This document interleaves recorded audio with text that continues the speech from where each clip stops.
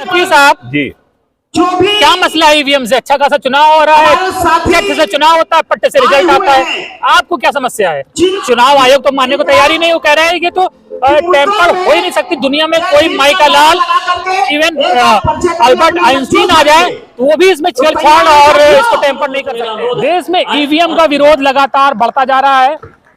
एक बड़ा तबका जिसका मानना है कि ईवीएम लोकतंत्र के लिए खतरनाक है और इसे खत्म हो जाना चाहिए। दिल्ली में ईवीएम के खिलाफ जो लड़ाई लड़ी जा रही थी वो अब लखनऊ तक पहुंच चुकी है। तमाम प्रदर्शनकारी लखनऊ में लगातार जुटते जा रहे हैं माध्यम से और ईवीएम का विरोध कर रहे हैं। अपील करना चाहूंगा। डीडी नकवी साहब हमारे साथ हैं, पूर्व जिला जज हैं और ईवीएम के खिलाफ जो आवाजें उठ रही हैं उनमें से एक मुखर आवाज है। नकवी साहब जी, क्या मसला है ईवीएम से? अच्छा खासा चुनाव हो रहा है, चट से चुनाव होता है, पट्टे से रिजल्ट आता है, आपको क्या समस्या है? ऐसा है कि ये बात अब साबित हो चुकी है कि ईवीएम जो है वो उसके अंदर इंटरफेरेंस हो जाता है और जो रिजल्ट आते हैं वो गलत आते हैं। ये बात बिल्कुल साबित हुई है कि गांव के बहुत से लोगों ने साबित किया कि हमने वोट डाला ही नहीं और वोट निकला बीजेपी को। ये बात तो साबित हो गई ना, ऐसी बात तो नहीं है। चुनाव आयोग तो मानने को तैयार ही नहीं, वो कह रहे हैं कि तो टेम्पर हो ही नहीं सकती दुनिया में कोई माई का लाल, इवन अल्बर्ट आइंस्टीन आ जाए तो वो भी इसमें छेड़छाड़ और इसको टेम्पर नहीं कर सकते हैं। अच्छा ये बताइए कि दुनिया में और जगह जो कंट्रीज हैं जहाँ डेमोक्रेसी है, जहाँ इलेक्शन होता है, उन्होंने ईवीएम को क्यों बंद कर दिया? दुनिया का कोई गैजेट जो इंसान का बनाया हुआ है उसमें इंसान छेड़छाड़ कर सकता है। ये बिल्कुल चीज प्रूफ हो गया ना, साबित हो गया, लोगों ने साबित कर दिया। हम ये कहते हैं कि ईवीएम अगर आप रखना है तो जो वीवीपैट की पर्ची है उसको भी आप काउंट कर लीजिए, क्या परेशानी है? मैं इस बात को एग्री करता हूँ कि वीवीपैट की जो पर्ची निकले उसको वो अलग डिब्बे में बैठ जाए, तो इसी वक्त जिस दिन काउंटिंग हो जिस पोलिंग की उन पर्चियों को गिन लिया जाए, वेरीफाई हो गया। आप कह रहे हैं कि दुनिया के कई मुल्कों ने इसको बैन कर दिया है। बिल्कुल, लेकिन हम तो विश्व गुरु हैं, हमें जो पता है वो विश्व गुरु थोड़ी है। ये विश्व गुरु कौन कह रहा है आपको? किसने कहा विश्व गुरु? अभी तो कहते हैं, मैं अपने आप को कहता हूँ कि हमारा प्रधानमंत्री विश्व गुरु है। मैं अभी अमेरिका गया, हमारा जो डॉलर है ना वो हम 80 रुपए में खरीदते हैं, वहाँ मुझको 700 रुपए की कॉफी, 300 रुपए की चाय और 400 रुपए का एक मिनरल बोतल मिलती थी। मालूम है मैं कितने में अमेरिका में रह सकता हूँ? विश्व गुरु अमेरिका है, डॉलर जिसका महंगा बिक रहा है वो विश्व गुरु है, हम की विश्व गुरु है? हमारी इकोनॉमी बांग्लादेश से नीचे जा चुकी है, ये बात ऑन रिकॉर्ड है ना, मेरे कहने से तो बात नहीं हो जाएगी जी। हम तो एडवांस कंट्री बन रहे हैं, तो एडवांस कंट्री में ईवीएम चलने दीजिए, वो तो इलेक्ट्रॉनिक चीज है, एडवांस चीज है, तो हम भी एडवांस कंट्री, एडवांस तो इलेक्शन की मशीन भी एडवांस।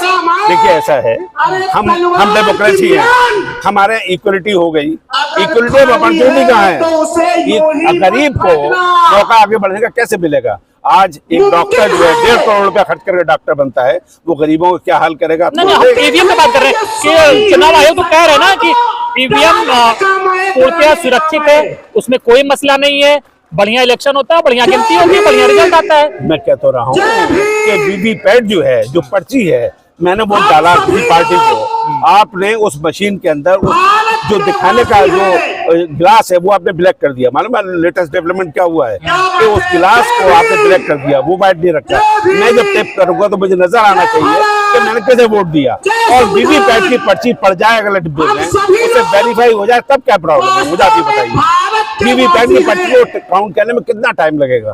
आप कह रहे हैं कि ईवीएम पे एतबार नहीं है जी, नहीं है। तो फिर अगर एतबार नहीं है, ईवीएम ईमानदार नहीं है, तो आप कैसे तेलंगाना जीत जाते हैं, कैसे कर्नाटक जीत जाते हैं, कैसे केरला जीत जाते हैं, कैसे तमिलनाडु जीत जाते हैं, कैसे आंध्रा जीत जाते हैं? वहाँ जब आप जिस स्टेट में बीजेपी हार जाती है वहाँ ईवीएम ईमानदार है, जहाँ बीजेपी नहीं हारती वहाँ ईवीएम करप्ट है। ऐसा है, ये बात जो आपने पूछा, मैं कांग्रेस का कोई फंक्शनरी नहीं, मैं कांग्रेस का कोई लीडर नहीं, ये बात तो कांग्रेस के जवाब दे। मैं तो एक जनरल बात कर रहा हूँ, मैं जनरल बात कर रहा हूँ। जो मैंने देखा, जो चीज आ रही है निकल के, आज आपने देखा कि किसी ने कहा मैंने 3 वोट अपनी फैमिली के डाले, वो इस पार्टी को डाले, वो मेरे वोट 3 वोट भी नहीं निकले वहां से, उससे आप वो बताएगा ना आपको। अच्छा, सुप्रीम कोर्ट ने कहा कि वीवीपैट से वो वेरिफिकेशन हो जाए। सुप्रीम कोर्ट ने इतना कहा कि आप 2-4 जगह कर लीजिए। मैं ये कहता हूँ कि अगर हर डिब्बे को वेरीफाई कर लिया जाए,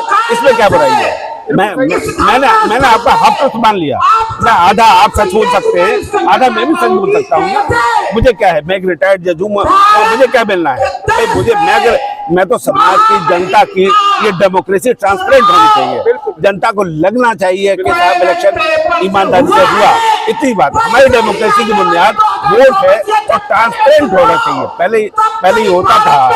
चुनाव आयोग ने तो ईवीएम के विरोधियों को कई बार इनवाइट किया कि आइए हम मशीन दे रहे हैं आपको, उसको हैक करके दिखाइए।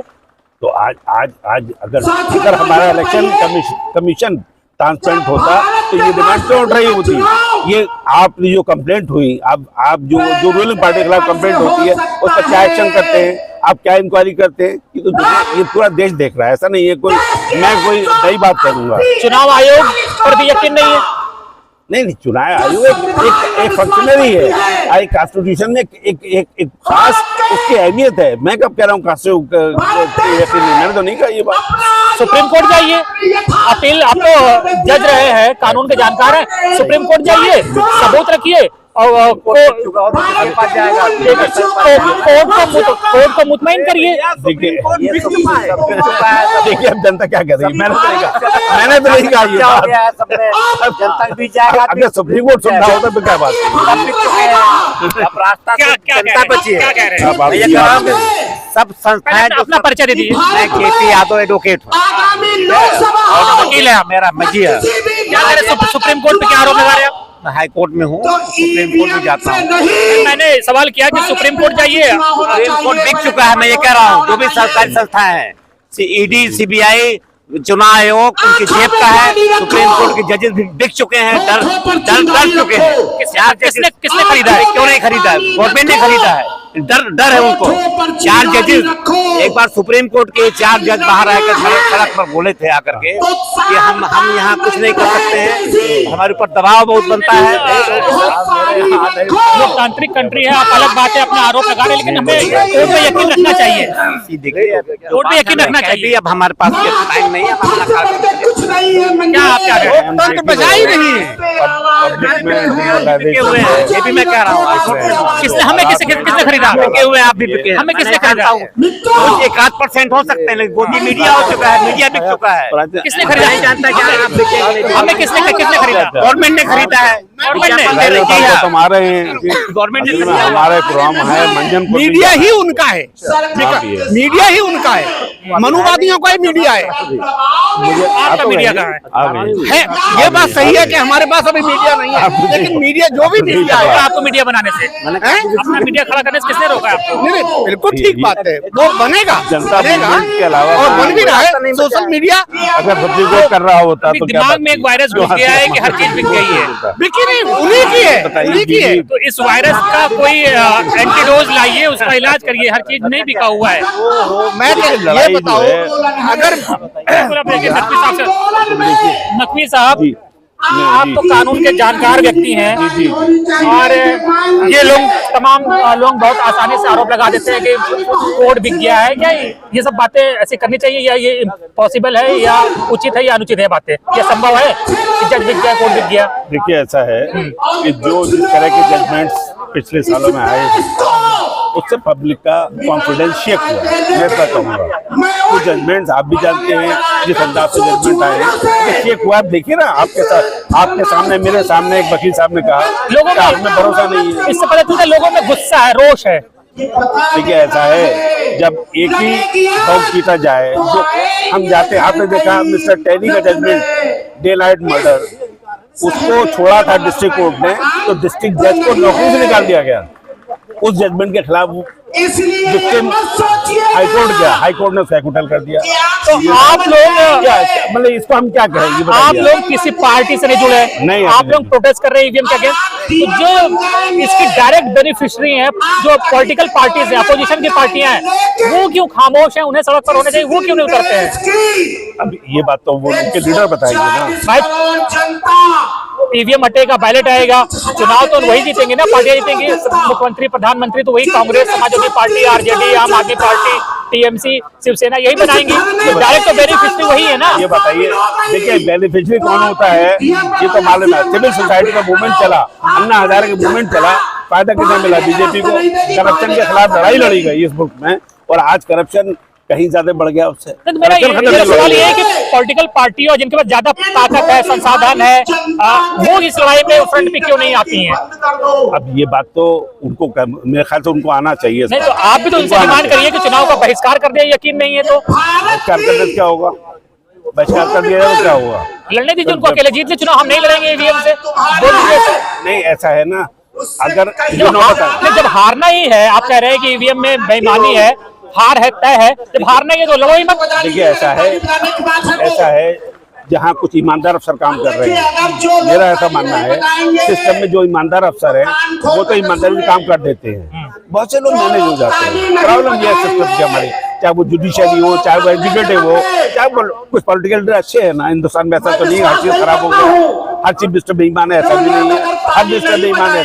हमारे समाज के अंदर आपकी लड़ाई भ्रष्ट ऑफिसरों से है कि भ्रष्ट ईवीएम के खिलाफ आपकी लड़ाई? नहीं, हमारी ईवीएम के खिलाफ तो लड़ाई है ही है, ईवीएम के खिलाफ तो है। ईवीएम से कॉन्फिडेंशियल हो गया लोगों का, जगह जगह ईवीएम पकड़ी गई, आपने देखा कुछ ईवीएम नहीं पकड़ी गई तो कहाँ से आ गई? आप अगर मल्टी फ्रंट खोल देंगे तब बात कहाँ बनेगी? अगर आपका फ्रंट ईवीएम के खिलाफ है तो ईवीएम के खिलाफ रहिए ना फिर आप।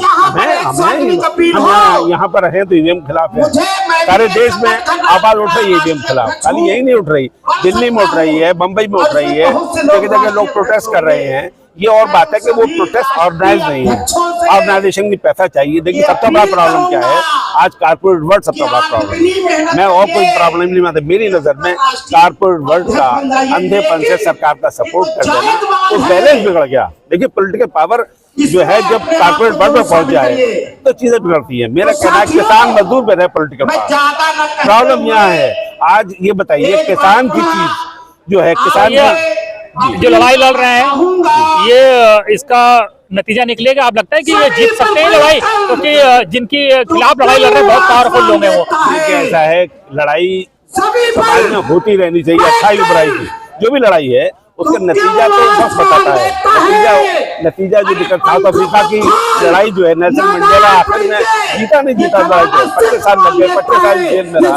दुनिया की हर लड़ाई लंबा मूवमेंट हुआ, लंबी लड़ाई के बाद हमारा मुल्क जो है ना वो बहुत डायमेंशन रखता है, बहुत सी चीजें रखता है। देखिए बीडी नकवी साहब है, पूर्व जज है, और जो ये ईवीएम के खिलाफ जो मूवमेंट चल रहा है उसमें एक मुखर आवाज है। इनका कहना है कि ईवीएम के खिलाफ प्रोटेस्ट चलता रहेगा और आवाज ये लगातार बुलंद होती जा रही है। इस मूवमेंट से बहुत से लोग जुड़ते जा रहे हैं और देर से देर सफलता मिलेगी आप लोगों को। बिल्कुल मिलेगी, क्यों नहीं मिलेगी, बिल्कुल।